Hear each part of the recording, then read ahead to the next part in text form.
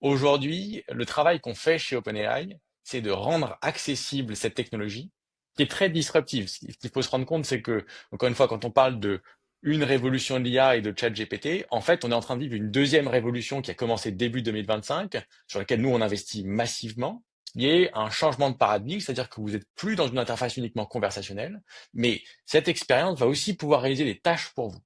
Et donc, ce qu'on fait chez OpenAI, c'est deux choses. La première, c'est développer ces agents et les intégrer à ChatGPT pour que tout le monde puisse y avoir accès, que cette technologie, elle puisse bénéficier à tous les gens qui le souhaitent et qui ne sont pas forcément des ingénieurs. Et la deuxième chose, c'est développer des outils qui vont permettre aux développeurs d'intégrer cette technologie-là dans leur métier.